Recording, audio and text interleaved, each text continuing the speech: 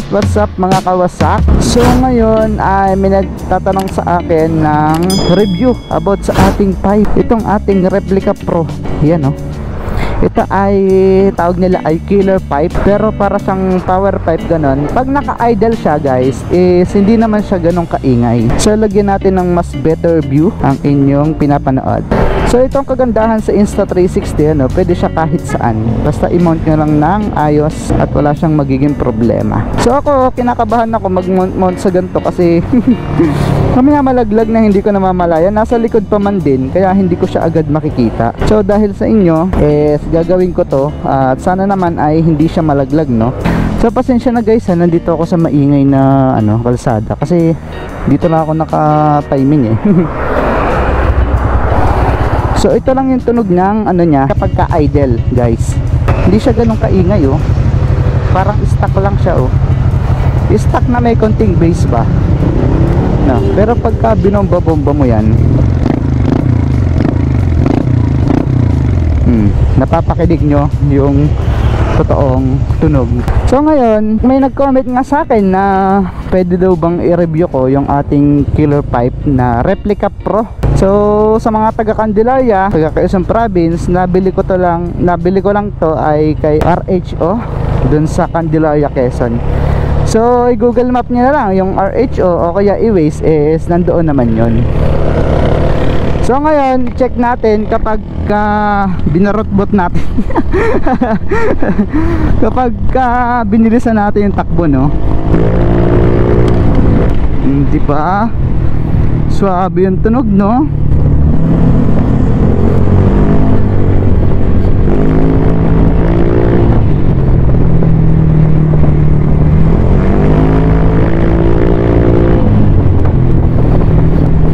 So ganyan yung tunog niya kapag binibiret, no?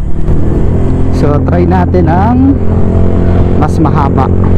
So wala akong makitang space na maganda, kaya hindi natin mahagot, oh. Kasi delikado dito. Ito mo yung susuotan mo, oh. Sa banda-banda riyan, bangin na.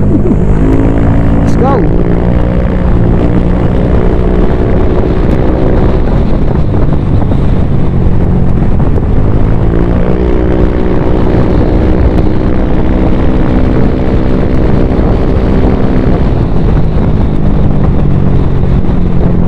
Anong masasabi nyo guys?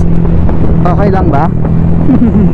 Alog-alog siya dun. So tinitingnan-tingnan ko yung Insta360. Mamaya malaglag siya, Tapos ang masama, hindi natin mapansin kung saan nalaglag.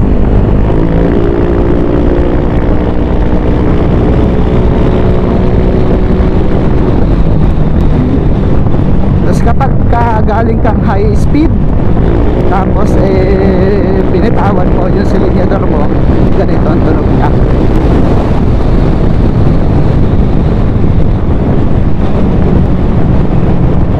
O diba? Ayos, no?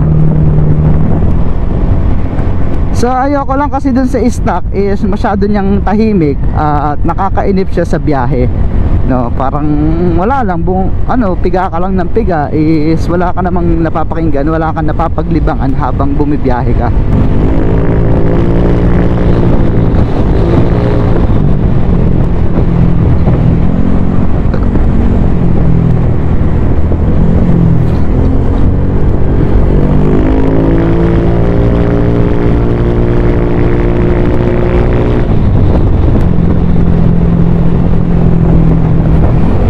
So guys, ito mahaba-haba to. Pakinggan niya lang, ha. Full throttle yan.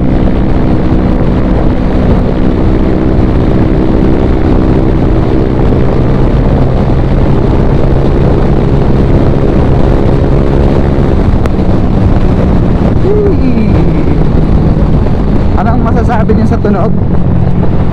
Buhay pa ba ang ating camera? Andun pa naman.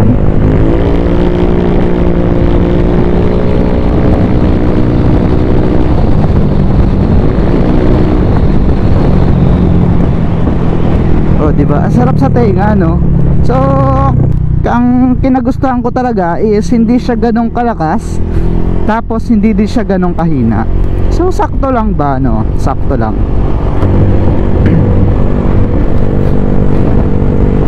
Tapos pag naka-idle ka pa guys, is ayun, medyo mahina talaga siya. Tapos pagka binirit mo naman like this, o diba, pakadig mo yung tunog kahit naka-helmet ka. Ako, lagi ako naka-helmet, pero tuwan-tawa akong hagutin tong ating Honda Click 125 version 3 dahil nga sa ating killer pipe na Replica Pro. So ito yung page ni RHO kung gusto niya lang bumili sa mga taga Quezon Province. Kung gusto na mga quality na tambucho is meron dito. Pero hindi lang naman talaga tambucho yung meron sila. Madami din silang parts na pwede nyong i-upgrade na meron kay RHO. I-waste nyo lang yan, o kaya punta kayo sa page nila, i-message nyo. Nag-reply naman yan si Boss RR. Siya yung may-ari nung RHO tsaka nung page na yan. Tama naman, oh. Oh, diba? Napakaangas ng tunog. Sa mga nagtatanong kung may huli daw ba ito sa LTO or HPG or kung saan man checkpoint, sa akin lang ha, is hindi ko alam. Pero sa akin lang ha, huwag nyo to susundin, is wala pong huli. Kasi sabi ni boss, do sa binilhan ko, is pasok naman daw ito sa decibel meter ng LTO. Sa lahat ng checkpoint kong nadaanan, ni minsan hindi pa nasita ang maingay kong tambutso. Hindi nasita guys, kahit na nakita nila galing ako sa high speed, tapos bigla nila ako pinara, hindi naman nila pinansin yung aking tambutso. Ang pinansin nila nung minsan nahuli ako, yung last nahuli ko ay helmet. HPG guys, wala akong helmet that time, kaya ayun, huli ako 1.5. So ano masasabi nyo dito about sa ating tambutso, no? So hindi na ako makakabelta dito ng mabilis na takbo sa high speed para mapakinig sa inyo yung tunog pa ulit, kasi nga medyo traffic na at masikip. So ang bala ko naman dapat is JBT version 3 o version 2 ba yun? Kasi yung may adjustan na tunog, kaso nga lang is napakamahal. 5,000 pesos ang JBT. So kung tatanungin nyo to kung magkano tong Replica Pro, is 2,800 lang yung bili ko dati. Ewan ko lang kung magkano na yung presyo ngayon, kung tumaas na ba or bumaba. Tapos napaka quality pa. Kaya din naman hindi JBT, bukod sa wala akong pambili kasi tambutso lang yan, gagastos pa ako ng ganong kamahal. Is isa lang naman yung gusto kong tunog. Kumbaga pag sinalpak ko dyan, is isaset ko lang yan sa gusto kong tunog, no? So yun na yun, hindi ko na yung babaguhin. Kakatamad din kasi mag-adjust kaya sabi ko okay na tong hindi na-adjust. Bukod sa wala naman din talaga akong pambili ng ganon, meron pero hindi nakalaan para doon, no? Gusto ko lang is medyo magkatunog yung ating tambutso para hindi naman nakakainip sa biyahe natin. Tulad dito, parang may angas ba? O diba? Alam nyo guys, kung tumakaw ba sa fuel consumption itong ating Click nung napalitan ng tambutso, is opo. Honestly ha, tumakaw yung ating Honda Click nung napalitan ng tambutso. So bakit nga ba? Hindi dahil sa nagpalit tayo ng tambutso guys, yung throttle hobby ko yung naiba. Totoo yan ha.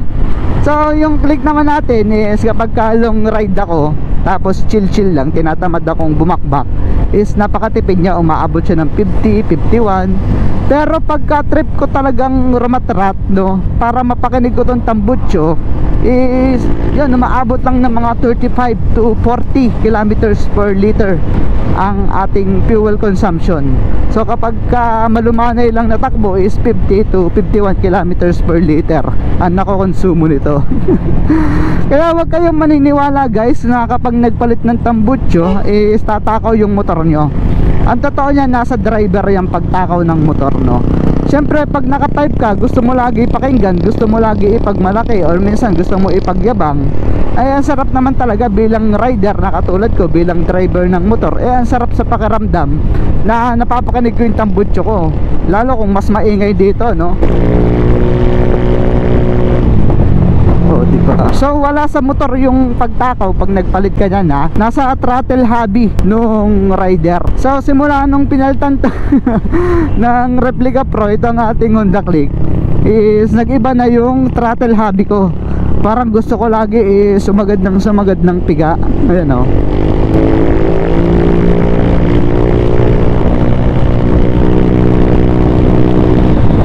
ba? Parang gusto mo laging pakinggan ng pakinggan yung iyong tambucho, yung maganda mong tambucho. Well, deserve naman natin na pakinggan yan. So gamitin lang sa tama, no? So yun lang guys, sana nakatulong ako para makapili kayo ng the best at swak na tambucho para sa inyo. By the way, hindi lang to yung mga tambucho ha, may mga Apido pa, may JBT, tapos may kung ano-ano pa. So may mga mas, kung budget meal naman, may mga mas mura pa dito. Kasi ako talaga, namahalan din ako dito. Pero wala, ganun talaga yung price niya eh. Saka quality naman, no, hanggang ngayon buhay pa din.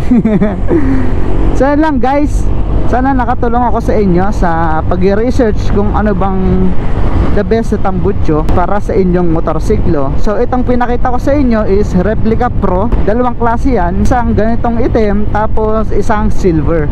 So depende lang sa motor na lalagyan nyo yan kung saan babagay, itim or silver. So yun lang guys, sana nakatulong ako sa inyo. Ride safe always sa inyo. See you on my next vlog. Peace.